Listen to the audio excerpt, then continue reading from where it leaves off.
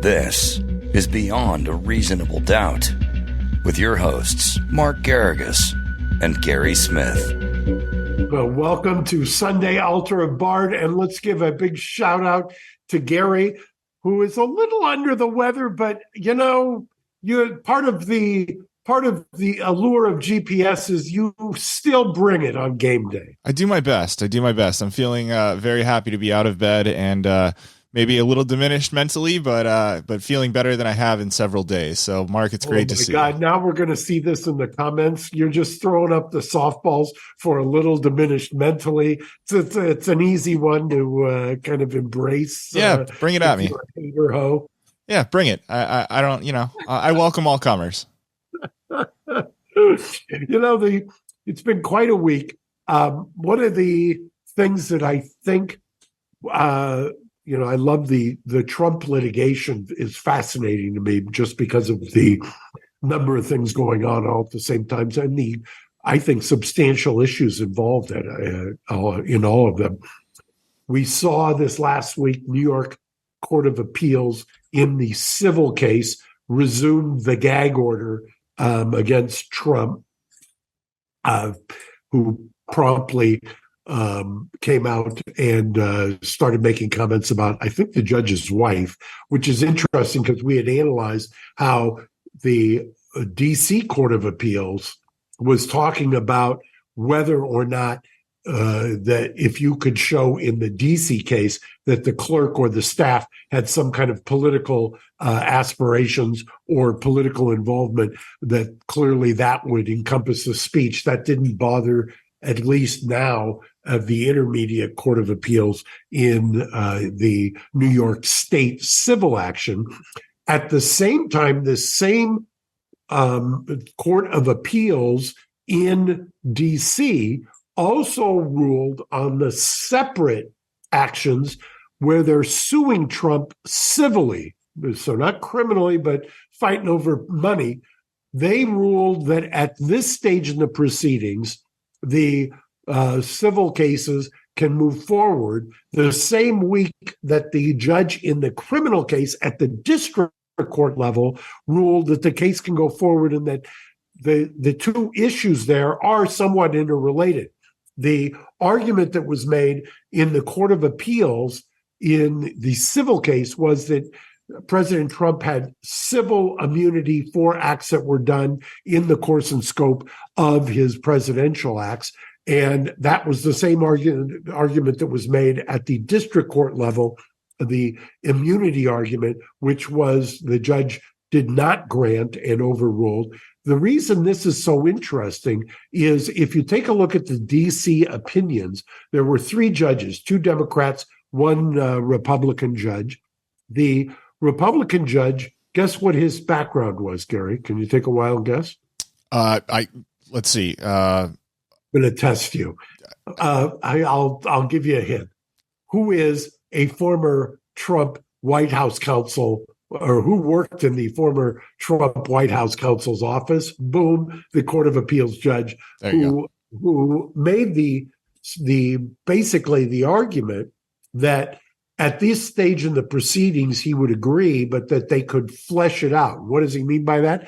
What they're saying is that in the civil case, and you and I have talked about this before, there's various procedural machinations that you go through, but in the civil case, the standard is that you take a look and give the plausibility of the pleading itself, and you say to yourself, does this get passed at on the four corners of the complaint? Does it get passed after indulging kind of all of the reasonable interpretations in favor of the plaintiff, the person who's suing? Get past that. And that's what they said. Commonly what's called a Rule 12b-6, similar to in the state court for you legal nerds out there, to demurs and motions for judgment on the pleadings in the state court style. And you also have the MJOPs in federal. But what they're saying is if you can flesh out later on that the president, when he was giving that speech, prior to the storming of the Capitol, then that was not purely a campaign activity, but that would have been embraced as or under an arguable presidential activity, that then there is an argument that he has immunity both civilly and criminally. The judge in the district court on the criminal case, the Jack Smith Office of Special Counsel, did not go that far in terms of her analysis of his the immunities.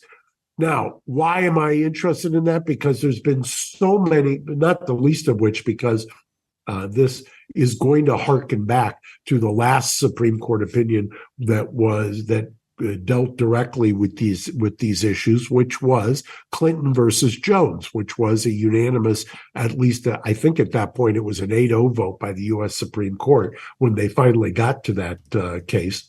And this case, I believe, and I was not an original thought with me. Months ago, I'd had this discussion with a close friend slash law partner of mine who had predicted this would be the case that would end up pressing pause on the March trial date of the DC case. So, and how is that? The immunities argument is going to go to the head of the line on what's called an interlocutory rule. Mm-hmm. So there's going to be an appeal of the district court case, and they're going to make the argument that you can't proceed at this point on the March trial date because you need to flesh out whether he had immunities at the time that the acts that are being charged and the acts that are deemed criminal by the Office of Special Counsel will end up being under the rubric or the cloak of presidential immunity. That makes sense? That does make sense. And yes, you were right. That was an 8-0 unanimous decision in the Clinton v. Jones case that you referenced earlier. Who did not decide that? Here's a Jeopardy question. What justice, since we have 9, theoretically on the Supreme Court of SCOTUS, somebody did not participate in the 8-0 decision? Let's see here. Remember who it was and why they did not decide that? Well, I love throwing these curveballs at Gary in real time. For those of you in the comments who talk about Gary's eyes darting back and forth, this is a perfect example of those who came to Gary's defense, that I ask him these questions and he's trying to talk and chew gum and produce all at the same time. Yeah, but it's definitely a fun little wrinkle of the job.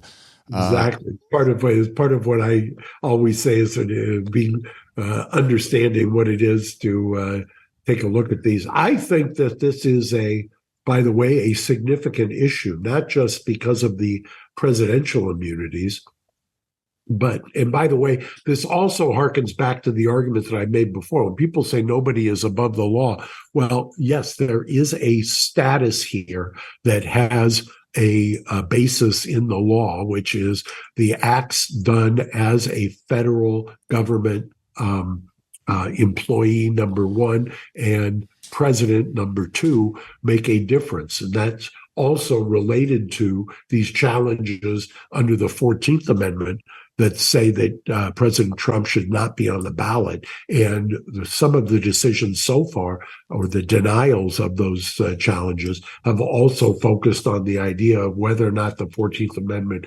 covered the president, and under the strict reading of the amendment to the Constitution. So these are issues that are going to, one way or another, have to be dealt with by the U.S. Supreme Court. So you've now got pending in the district court, you've got the gag order, which was already argued, the decision as to whether or not core political speech and what are the ramifications and the universe of core political speech. That then also plays into this idea of the civil suits and whether they can proceed when they're fighting over money, and then the criminal. And mind you, there's all kinds of heightened standards when it's criminal and you've got an officer. One of the things that was interesting is that the district court judge in the criminal case had said, under the reasoning of you don't get a presidential get out of jail free card, as she said.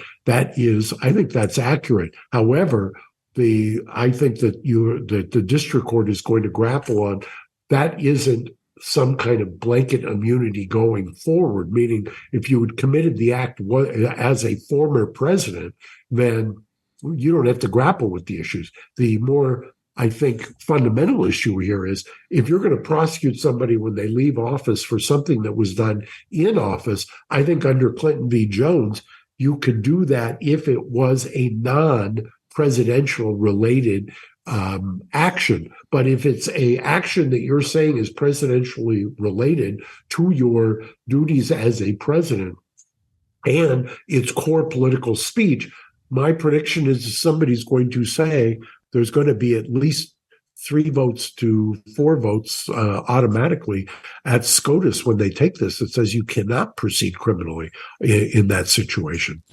Yes, it appears that it's possible, and I'm not certain on this, so light me up in the comments if you see fit. But I believe it might be Justice Breyer who is the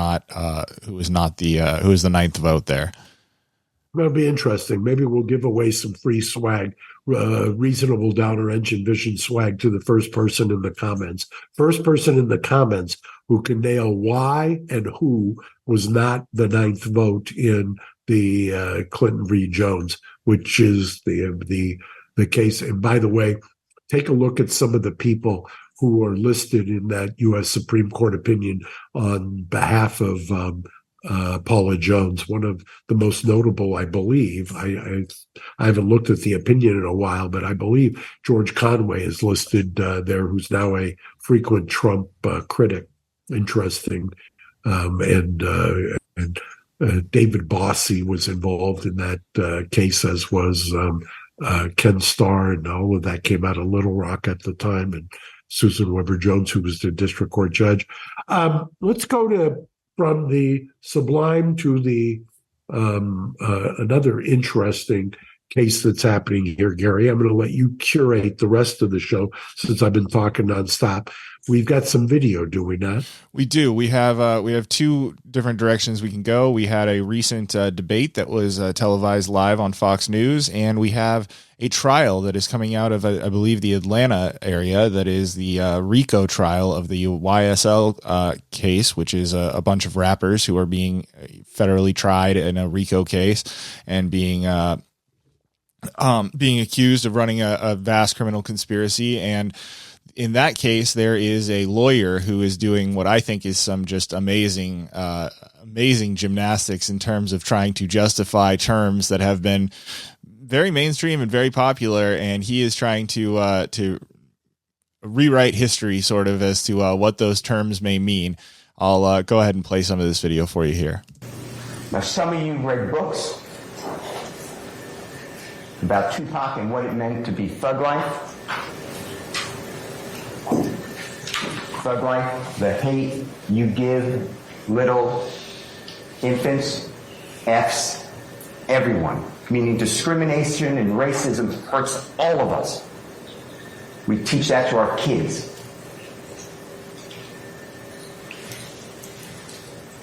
That was not what thug meant to Jeffrey. Thug meant and means to Jeffrey something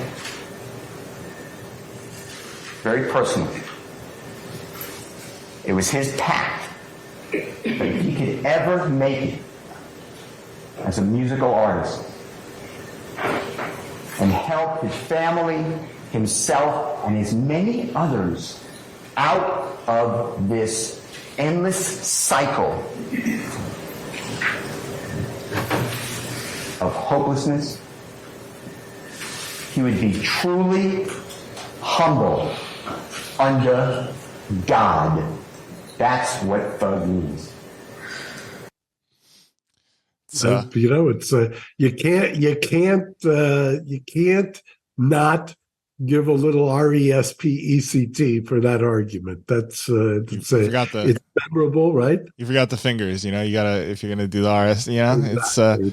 We should probably, we had on Megan the reporter a while back. Should probably be. I think I've been following her coverage of this trial, and she's great. And we should probably see this week if she's available to give us an update on that. The other one you mentioned that I think will probably is topical is there was a debate last week, and we're going into the last Republican debate this week on News Nation, I believe. And did you notice my friend Megyn Kelly from Sirius is going to be moderating that on News Nation? I did notice that. I was looking forward to that. That's an improvement in my estimation of the various moderators we've had thus far. Well, I love, I'm a fan of Megyn Kelly's, both personally and professionally. I love what she's built since she left Fox, and I've said many a times, and I do her show periodically with Marcia Clark, who I love seeing, and for Kelly's Court. And I remember Megyn 20 years ago, and she's ageless, but I remember as a cub reporter at the time thinking and saying to her at the time, "You're going to go places." So I've told Adam this with great frequency that I knew at the time that this woman had game, and she certainly does. So she's going to be doing the Republican debate, which will have Ron DeSantis in. But this last week, DeSantis debated Gavin Newsom, our governor here in California, on Sean Hannity's show. And for everybody who throws kind of shade at this idea, I thought that this was interesting, fascinating. I love the idea of it. I love watching the styles. I like the idea of debates. People said, well, why? There was all kinds of analysis and sarcasm and cynicism about why Newsom would be doing it. And mind you, nobody can fault me for not criticizing Newsom over the last number of years. But I think it's interesting. And as somebody who loves debate and adversarial arguments and pushback and things, I thought it was fascinating. And there's been quite a bit of talk back and forth on it. Yeah, I did too. And there's certainly no shortage of clips that we could have chosen for this. It was compelling viewing for anyone who's interested. I would encourage you to go find it. It's all over the internet and it's easy to find. But there was a good back and forth. Play your clip, and then while you're playing it, see if you can find. Alexandra did a clip for LA Mag that I thought was interesting too, and I've gotten a lot of feedback on that. We'll play that back to back. Okay, let's do it. So I was talking to a fella who had made the move from California to Florida, and he was telling me that Florida is much better governed, safer, better budget, lower taxes, all this stuff. And he's really happy with the quality of life. And then he paused and he said, by the way, I'm Gavin Newsom's father-in-law. So we do count Gavin's in-laws as some of the people that have fled California and come to the state of Florida. It's no matter what you say. And by the way, if I was grading, and I know we'll get this in the comments, if I was grading who did better in that debate, I think that Newsom objectively did better in that debate. But no matter what you say, that's a good rhetorical and a good dig, wouldn't you say? Yeah, I would, absolutely. I think that's definitely a true statement, and I think that you're right that Gavin Newsom, as much as I'm maybe not a fan, definitely did do better in that. Well, he's course corrected and I will tell you that he's come on the heels of the recall. In full disclosure, I've sued and continue to have an active case against him right now for the closures during COVID and everything else. But he's course corrected and got off the mat. And so to the degree that, America likes a story about redemption or rebirth, so to speak, he certainly has, to some degree, reinvented himself. Hey everybody, what's up? It's Gina Grad. And when you're searching for the perfect piece of jewelry, it can be hard to find a brand you trust. Alex and Ani has been creating meaningful jewelry for over 20 years, designing pieces that connect you with all of life's important moments. With an emphasis on value, there is truly something for everyone.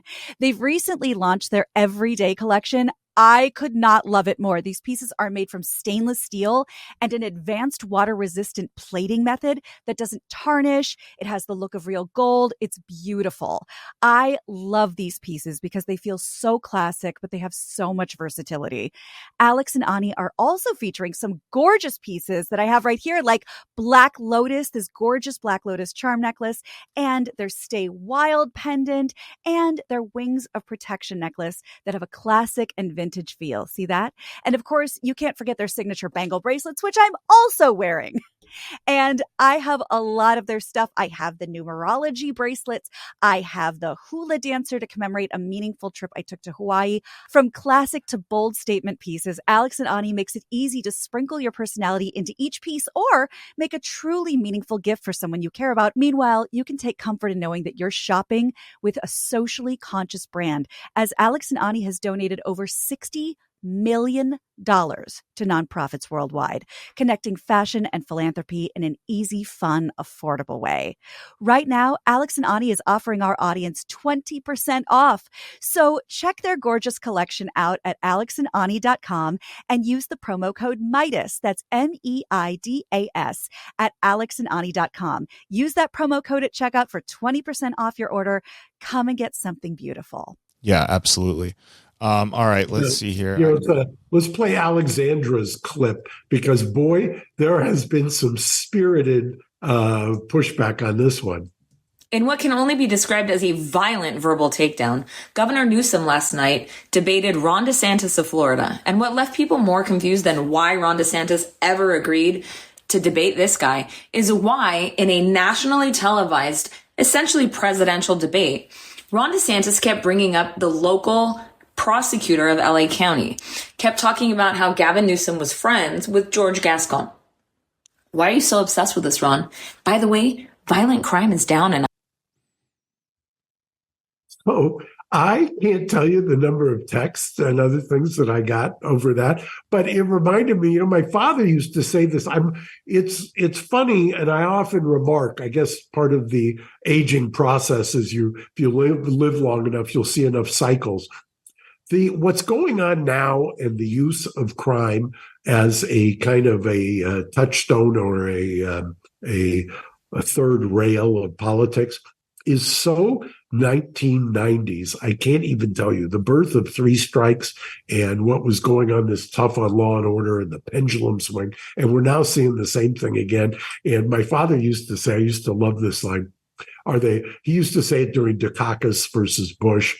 And you say, are they running for president or are they running for county sheriff? And that was one of my favorite lines. And people don't see the kind of humor in that, I don't think, depending, even though I always have for 30 years found it somewhat humorous. Yeah, I think that's very funny. And I've also seen a lot of animated pushback and thoughts on that particular clip since we posted it. It certainly has it's garnered quite a bit of interest from both sides. Yeah, maybe you link it up on our thing so people can go and watch it in its entirety, or go to the other shorts that are there. Sometimes you either cheer her on or you'll throw a brick. So anyway, Gary, thank you for getting out of bed. I'm going to let you go back and recuperate. Thank you, sir. With any luck, I'll see you this week. Yes, I will see you tomorrow. I'm looking forward to it. And thank you for your time, as always, on this Sunday. Have a great rest of your weekend. See you later. Bye-bye.